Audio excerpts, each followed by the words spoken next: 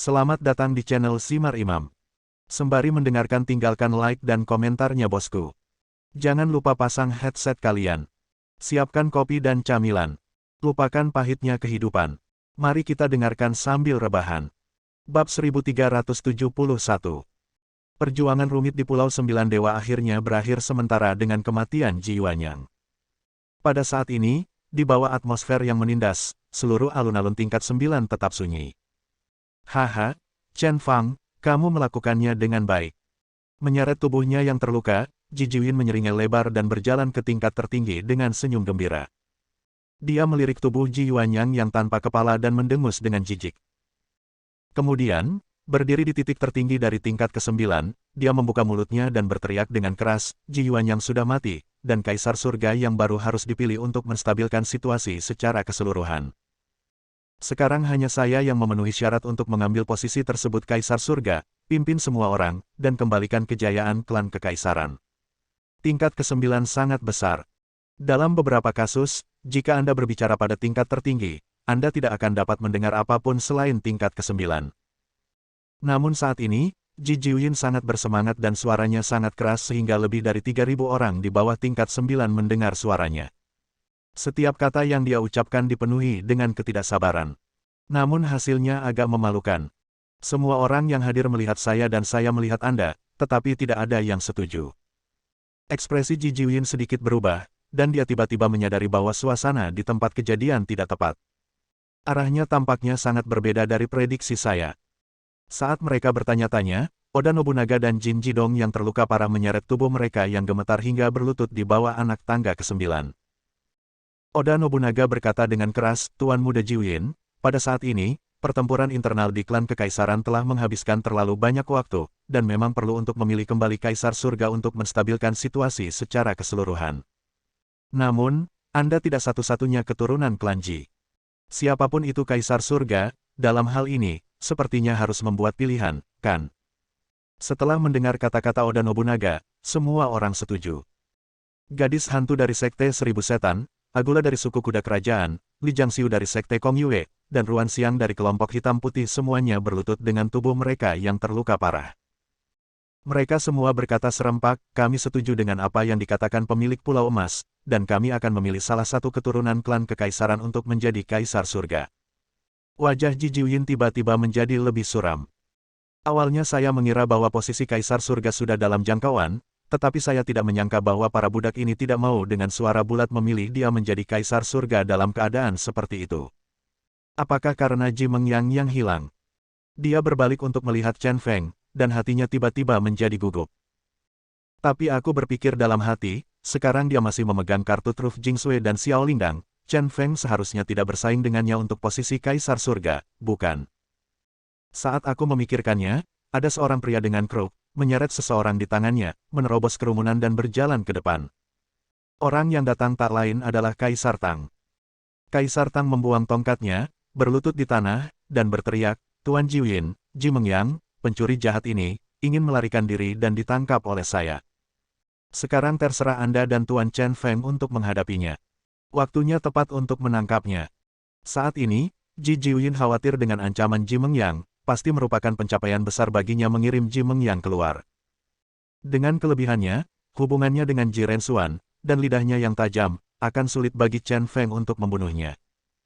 Melihat Kaisar Tang, Chen Feng tidak bisa menahan diri untuk tidak menyipitkan matanya. Orang pemberontak ini benar-benar memiliki beberapa keterampilan.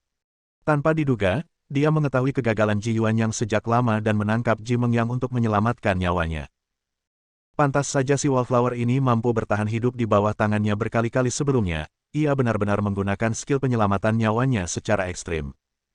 Melihat Kaisar Tang membawa Ji Mengyang kemari, Ji Jiwin sangat gembira dan berpikir diam-diam. Selama Chen Feng didorong untuk membunuh Ji Mengyang, ancaman Ji Mengyang akan hilang.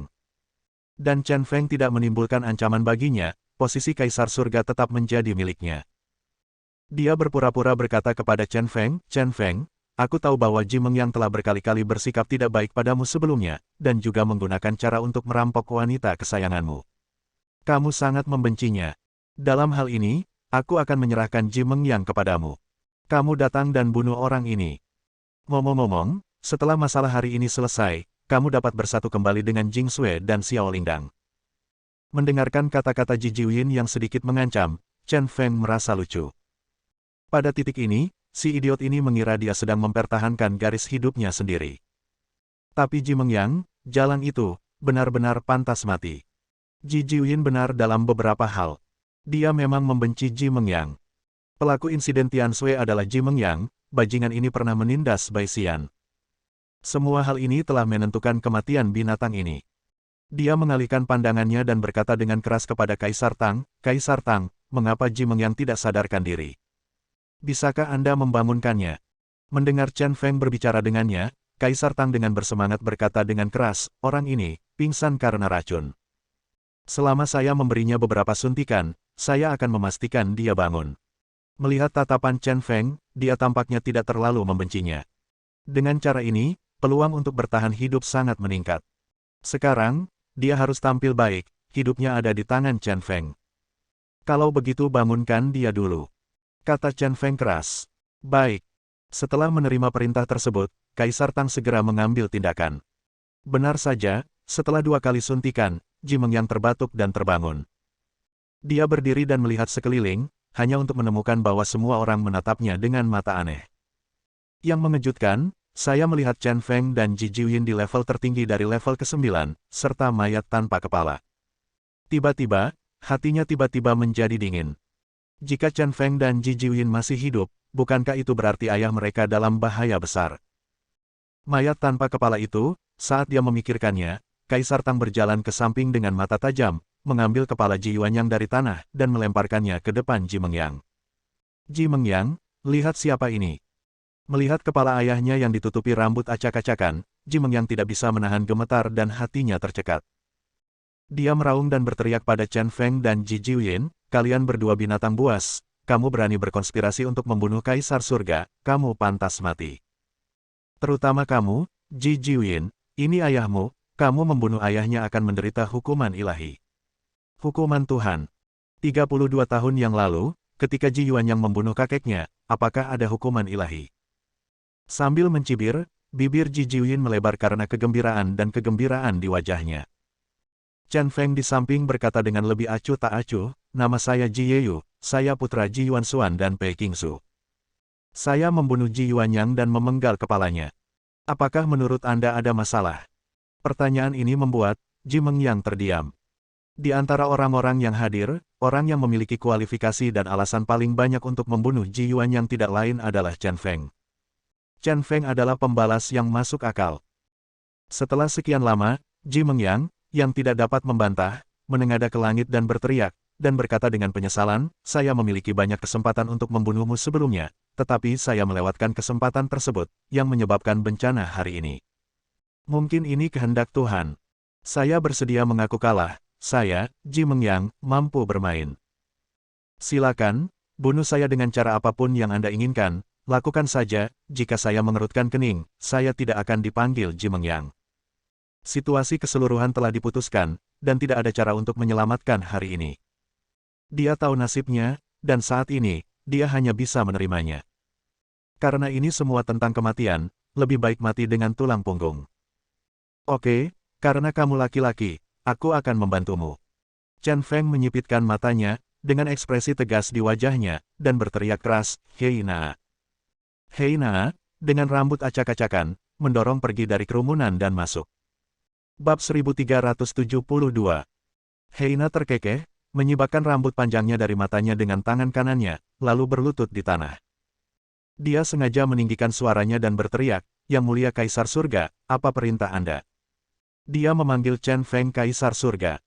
Begitu dia memanggil gelar ini, semua orang yang hadir langsung terkejut.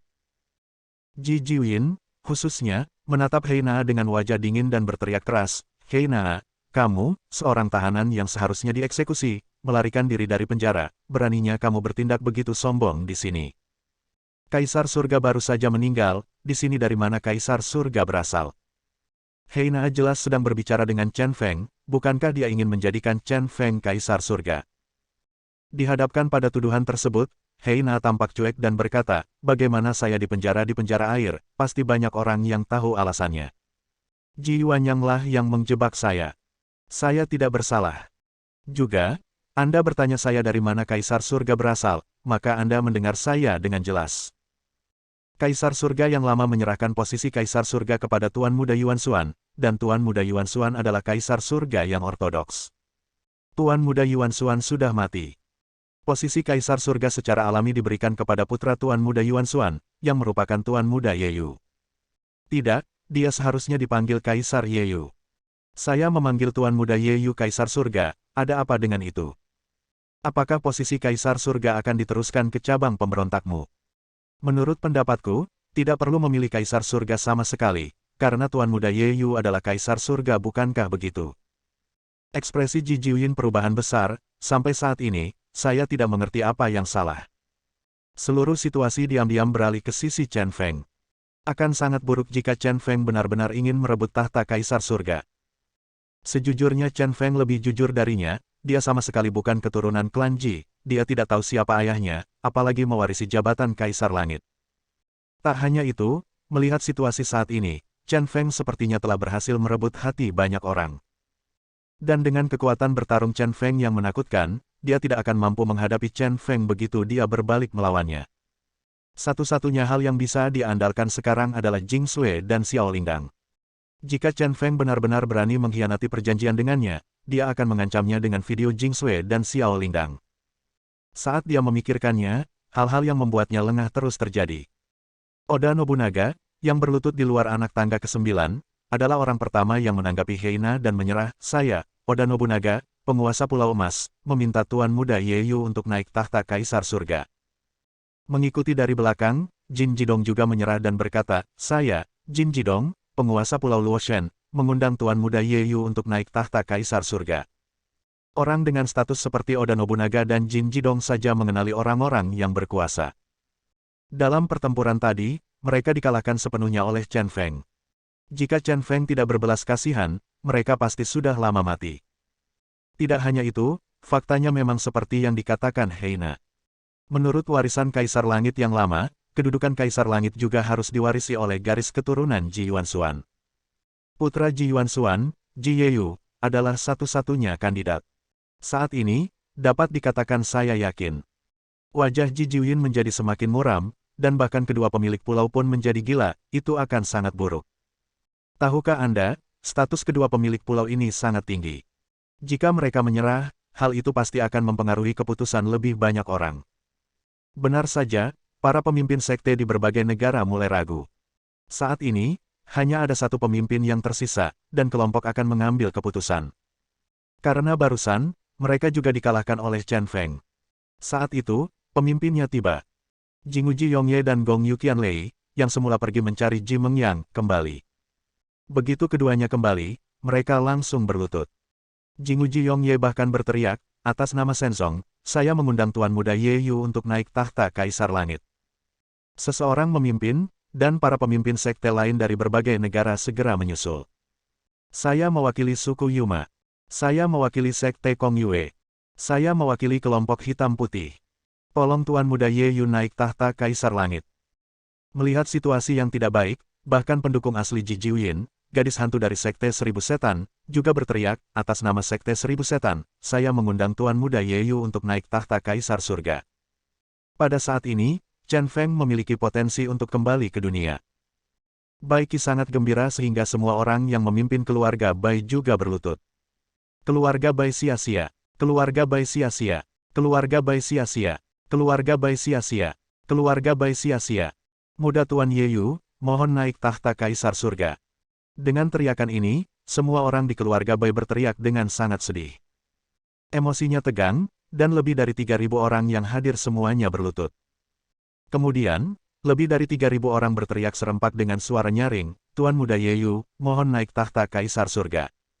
Suaranya melesat langsung ke langit, dan langit menjadi cerah sesaat. Suara itu semakin keras, berulang-ulang. Tuan Muda Yeyu, mohon naik tahta Kaisar Langit. Hingga suara ini bergema tanpa henti di seluruh penjuru Pulau Sembilan Dewa. Melihat ini, Ji Mengyang mengangkat kepalanya dan tertawa, lalu berkata kepada Ji Jiuyin dengan nada sedikit mengejek, Ji Jiuyin, kamu bergabung dengan Chen Feng untuk merencanakan pemberontakan, tetapi hasilnya kamu membuat gaun pengantin Chen Feng. Perilakumu membuatku menganggapnya sangat konyol. Lupakan saja, biarkan Kaisar Surga kembali ke garis keturunan Ji Yuanxuan, ini disebut reinkarnasi langit dan bumi. Menghadapi ejekan Ji Mengyang, wajah Ji Jiuyin menjadi sangat gelap. Meskipun dia tidak mau mengakuinya, faktanya persis seperti yang dikatakan Ji Mengyang, bahkan orang bodoh pun dapat melihat bahwa semuanya berada di bawah kendali Chen Feng. Dan dari awal sampai akhir, dia hanyalah pion Chen Feng. Matanya menjadi dingin, dia melangkah lebih dekat ke Chen Feng, dan berbisik kepada Chen Feng, "Chen Feng, apakah kamu tidak peduli dengan keselamatan Jing Sui dan Xiao Lingdang? Kesepakatan kami adalah kamu akan membantuku naik ke posisi itu Kaisar Surga. Hanya aku yang bisa menjamin keamanan Jing Sui dan Xiao Lingdang." Chen Feng tiba-tiba menoleh, matanya yang dingin dipenuhi dengan niat membunuh. Momentum mengerikan itu membuat Ji Jiuyin mundur selangkah dalam sekejap. "Ji Jiuyin, kamu benar-benar konyol. Pada titik ini, apakah kamu tidak mengerti apa yang terjadi? Aku sudah lama bertemu kembali dengan Jing Sui dan Xiao Lingdang, dan mereka aman sekarang." Sebuah kalimat sederhana, langsung membuat hati Ji Jiuyin tergerak. Benar-benar dingin. Ini sudah berakhir, sepenuhnya berakhir. Dia dalam keadaan linglung dan mundur selangkah. Mundur ke tepi level tertinggi, saya hampir kehilangan pijakan dan terjatuh.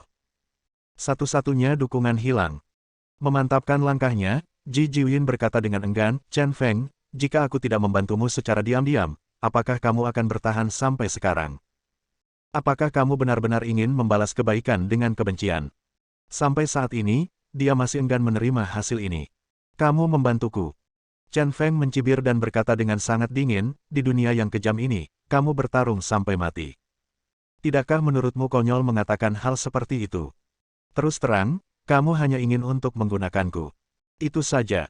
Aku akan berterima kasih kepada penjual sayur karena memberiku tambahan daun bawang, tapi aku tidak akan berterima kasih sama sekali kepada orang sepertimu. Terutama jika kamu menggunakan Jing Sui dan Xiao Lingdang sebagai alat perjuangan. Akhirmu di hatiku sudah hancur. Aku terlalu malas untuk berbicara omong kosong padamu. Haruskah kamu keluar sendiri, atau haruskah aku menendangmu?" Bab 1373. Chen Feng berdiri di sana dengan acuh tak acuh, nadanya sangat mendominasi. Pada saat ini, dia menunjukkan sikap mendominasi yang memandang rendah dunia dibandingkan orang lain. Sama seperti ketinggian tempat kita berdiri saat ini, kita sudah berada di puncak dunia.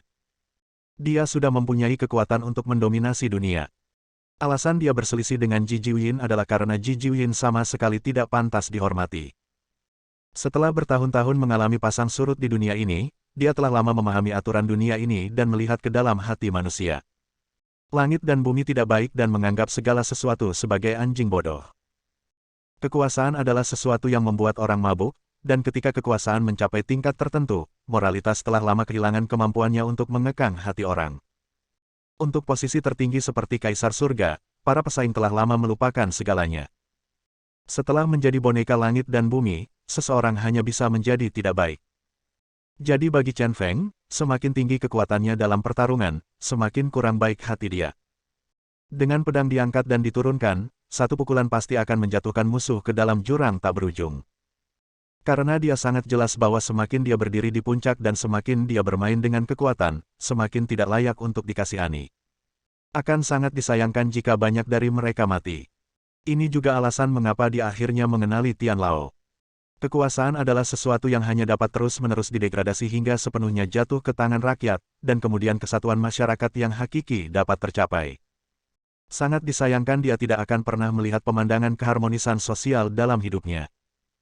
Satu-satunya hal yang dapat Anda lakukan adalah sesekali melepaskan hati Anda yang sebenarnya dan menyumbangkan sedikit kekuatan Anda untuk menurunkan peringkat kekuatan.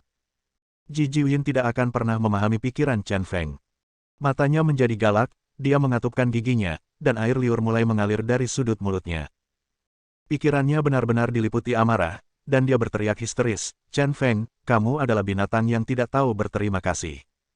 Kamu ingin menginjakku, untuk Kaisar Surga, bermimpi. Aku, keluar." Sebelum Ji Jiuyin selesai berbicara, Chen Feng, dia berteriak dengan marah.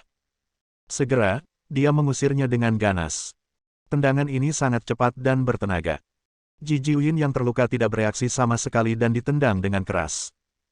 Seluruh orang itu dibungkus menjadi bola dan digulingkan dari tingkat ke-9. Begitu saja, Di bawah pengawasan lebih dari 3.000 orang, Ji Jiuyin meluncur dari tingkat ke-9 dengan sangat malu. Oda Nobunaga dan Jin Jidong dengan cepat melangkah maju dan menekan Ji Jiuyin yang terluka parah ke tanah.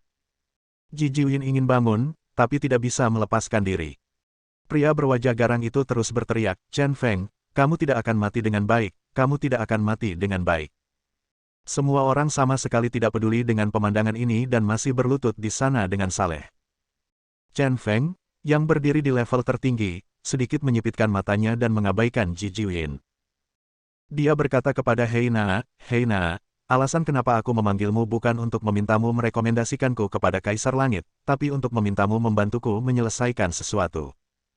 Saat itu, Ji Yuanyang meminta kakak laki-laki Mugu Zenren untuk mengirimku ayahku dihidupkan menjadi mayat dewa. Aku tidak bisa melepaskan kebencian ini.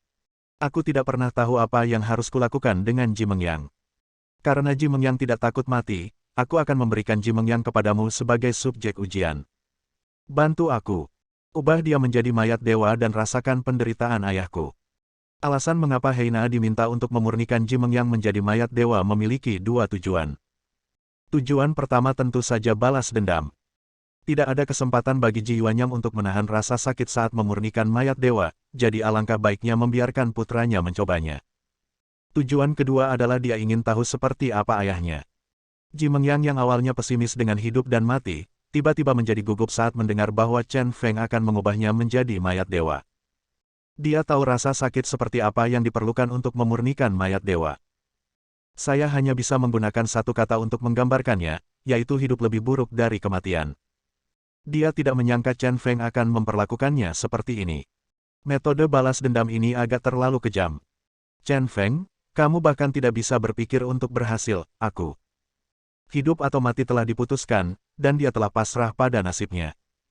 Tapi Chen tidak boleh menjadi gila dan bermain dengannya seperti mainan. Ketika dia melihat pilar putih di sebelahnya, dia tidak bisa menahan diri untuk berpikir terlalu banyak dan memutuskan untuk bunuh diri dengan memukul pilar tersebut. Tapi saat dia setengah melakukan serangan, Heina menahannya. Kamu adalah subjek ujian yang diberikan kepadaku oleh Kaisar Surga. Kamu tidak bisa mati. Jika kamu mati, kamu tidak akan berguna. Heina terkekeh dan meletakkan dua jari tangan kanannya di tenggorokan Ji Mengyang. Ji Mengyang secara naluriah membuka mulutnya dan merintih. Memanfaatkan kesempatan itu, Heina memasukkan cacing gu ke dalam mulut Ji Mengyang. Telan. Heina mendorong dagu Ji Mengyang dengan telapak tangannya. Ji Mengyang segera tutup mulut dan menelan serangga beracun itu. Kekuatannya dikunci oleh pengait tulang selangka, dan Heina hanya bisa memainkannya di antara telapak pahanya.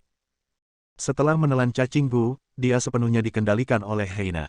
Ji Mengyang benar-benar putus asa. Saya melihat Heina mengeluarkan seruling buluh dan memasukkannya ke mulutnya untuk dimainkan. Melodinya merdu dan memiliki sedikit nuansa menakutkan.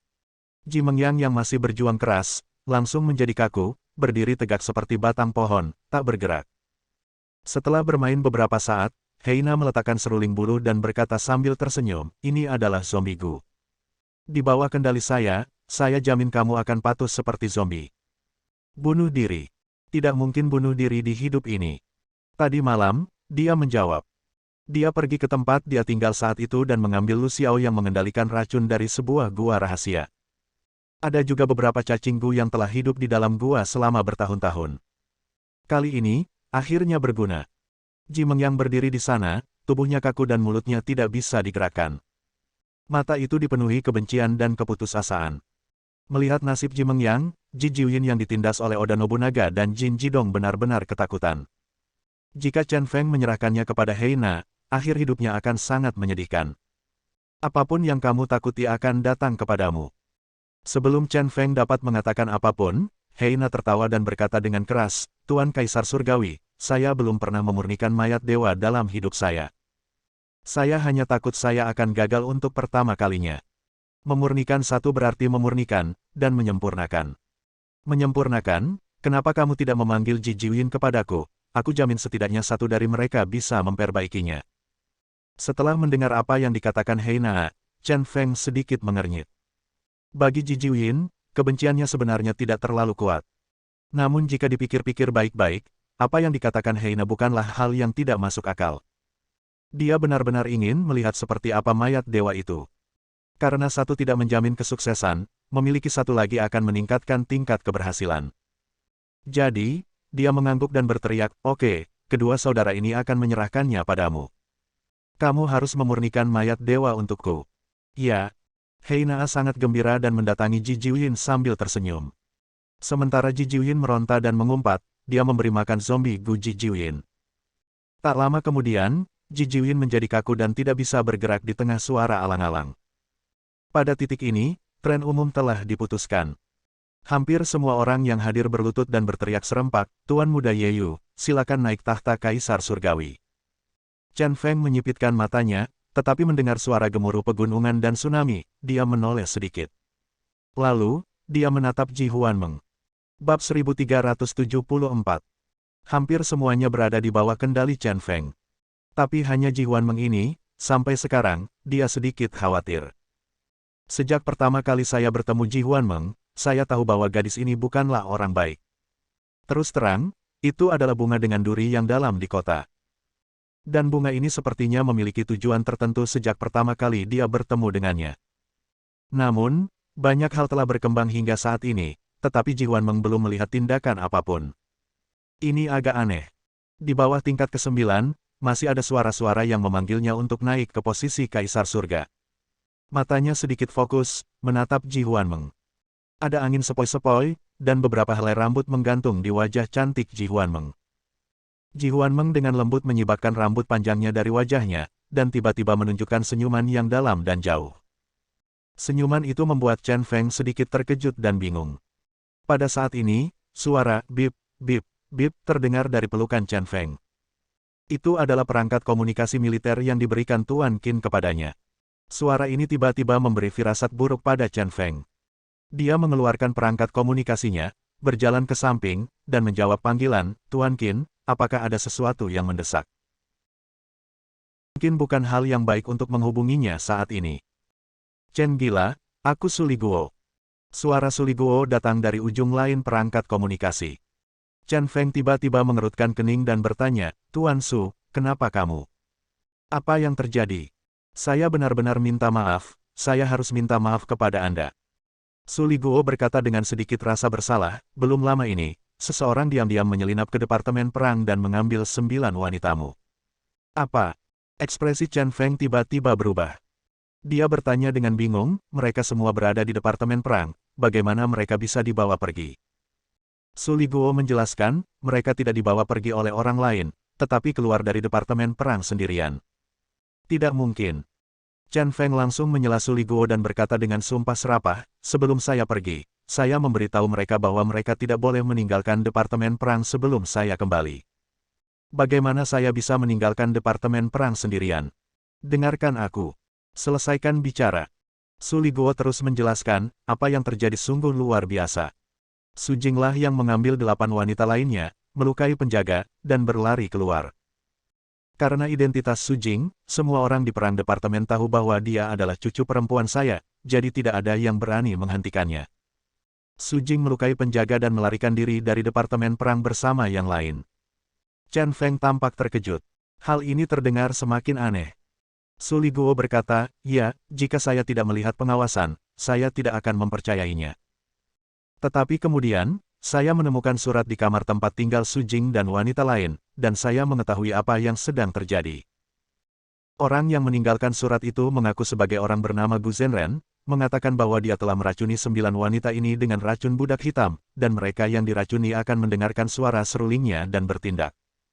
Alasan mengapa gadis itu Su Jing melakukan ini, dan memimpin orang untuk keluar dari departemen perang adalah karena mereka terinfeksi oleh budak kulit hitam Gu.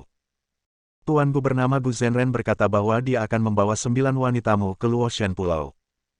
Jika Anda ingin 9 wanita aman dan sehat di hadapan aliansi tertinggi.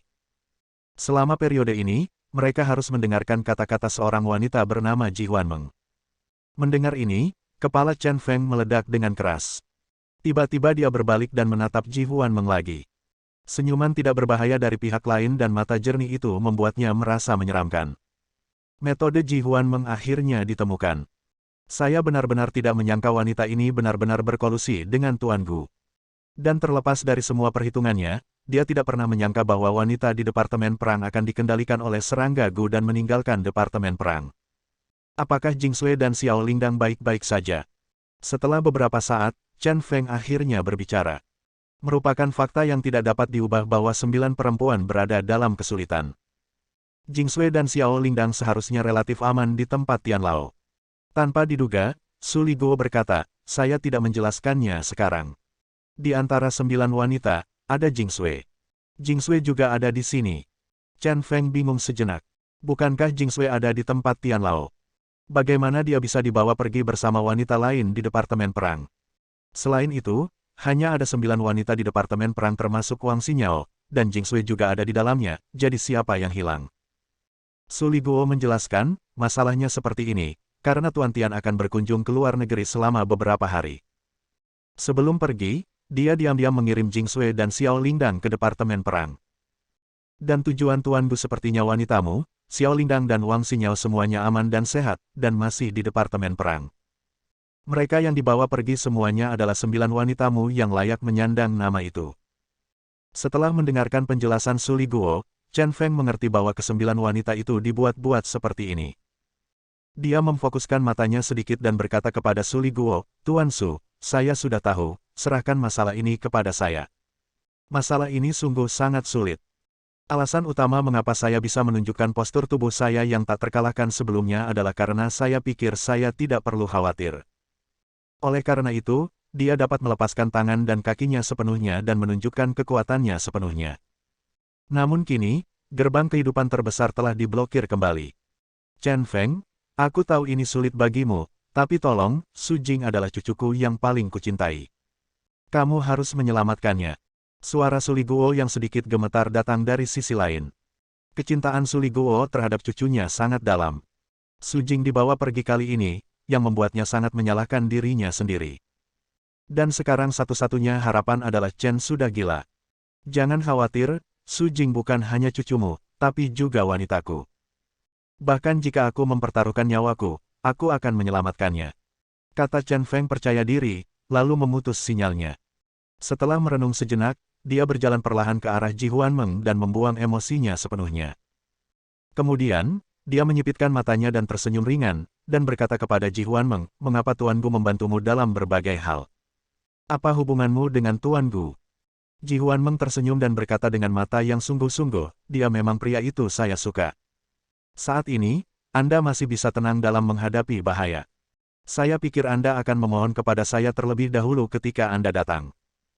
Tolong, kita akan membicarakannya nanti, Anda harus membantu saya menjawab pertanyaan itu. Keraguan di hatiku dulu. Chen Feng masih berkata dengan gigih. Semakin Anda cemas dan semakin Anda menunjukkan kelemahan, semakin mudah Anda dipimpin oleh wanita ini. Dengan menunjukkan sikap tenang, Anda mungkin memiliki peluang untuk mengetahui kekurangan lawan. Aku tahu alasannya. Sebelum Ji Huanmeng bisa menjawab, Pei Nujiao berjalan mendekat. Dia mengerutkan kening dan berkata, Tuan Muda Yeyu, ketika Ji Yuan yang bertarung dengan Ji Jiwin, Ji Huanmeng dan saya, dia menceritakan sebuah rahasia besar. Baik Ji Jiwin maupun Ji Huanmeng bukanlah anak-anaknya. Wajah Chen Feng tampak gila. Sedikit perubahan, ini sungguh suatu hal yang memprihatinkan. Pei Nujiao melanjutkan, istri kedua Ji Yuanyang, He Suyu, juga merupakan teman baik saya saat itu. Dia dirusak oleh Ji Yuanyang. Untuk membalas dendam pada Ji Yuanyang, dia berhubungan seks dengan banyak pria dari klan kekaisaran. Ji Jiwin dan Ji Huanmeng sama-sama lahir setelah He Suyu berselingkuh dengan pria lain. Meskipun Ji Yuanyang tidak mengatakan siapa ayah sebenarnya dari kedua anak ini, saya rasa ayah Ji Huanmeng mungkin adalah Gu Zhenren. Bab 1375. Kata-kata Pei Nujiao sangat mengejutkan Chen Feng. Dia menatap Ji Huanmeng lagi wanita yang sangat mempesona ini memiliki rasa misteri yang sulit dipahaminya. Tak hanya itu, saat memandang orang lain, Ji Huanmeng terlihat sangat cuek. Dengan begitu, sepertinya dugaan Pei Nujiao tidak terbantahkan. Dengan kata lain, dia sebenarnya menyetujui pernyataan Pei Nujiao. Wah, ini benar-benar berita yang luar biasa. Pantas saja Ji Yuanyang tidak begitu ingin bertemu Ji Jiwin. Bahkan jika Ji Mengyang membunuh saudaranya Ji Yunfan, Ji Yuanyang tidak akan menyerahkan posisi Kaisar Surga kepada Ji Jiwin. Ternyata Ji Jiwin sama sekali bukan anaknya. Aku sudah memanggilmu Bibi Pei selama bertahun-tahun, tapi kamu masih belum sebaik keponakanku. Apakah kamu selalu akan mengkhianatiku? Mata Ji Huanmeng berubah, dan dia berkata kepada Pei Nujiao dengan nada sinis. Dengan begitu, hal itu kurang lebih mengancam. Pei Nujiao menyeret rambut panjangnya dan berkata dengan pandangan terfokus, aku melihatmu tumbuh dewasa. Aku belum pernah memiliki anak seumur hidupku. Seringkali, aku memperlakukanmu sebagai anakku, tetapi Ye Yu adalah anak yatim piatu Kingsu. Bahkan jika aku mati, aku tidak bisa melepaskan Kingsu.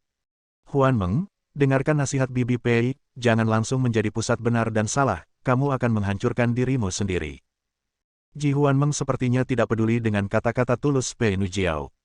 Dia tersenyum dingin dan berkata dengan sedikit mendominasi, di zaman kuno, Kaisar Wu Zetian menguasai kerajaan naga dan mendirikan Wuzhou. Sebagai seorang putri, dia bisa menguasai dunia dan membuat ribuan pria berlutut di kakinya. Ya ampun, Ji Huanmeng yang terbesar harapan dalam hidup ini juga menginjak-injak semua pria, tidak ada wanita yang pernah mengambil posisi Kaisar Surga.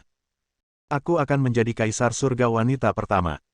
Setelah mendengarkan kata-kata Ji Huanmeng, Chen Feng akhirnya memahami tujuan akhir Ji Huanmeng, yaitu menjadi Kaisar Surga. Berputar-putar, inilah orang lain yang kehilangan dirinya demi kekuasaan puncak. Dia menyipitkan matanya dan berkata, hanya keturunan klan kekaisaran Ji yang memenuhi syarat untuk posisi Kaisar Surga. Anda bukan anak Ji Yuanyang, tetapi lahir dari Tuan Gu. Bagaimana Anda bisa memenuhi syarat untuk menjadi Kaisar Surga wanita? Ji Huanmeng terlihat sangat tidak setuju. Dia tetap tersenyum polos, mengedipkan matanya yang cerah, dan berkata dengan sangat santai, Ji Yuanyang telah membesarkan aku dan Ji Jiuyin sebagai anak-anak selama bertahun-tahun tanpa diketahui orang lain, dan orang luar tidak mengetahuinya. Sama sekali. Hari ini jika bukan karena kemarahannya, bahkan Bibi Pei pun tidak akan mengetahuinya.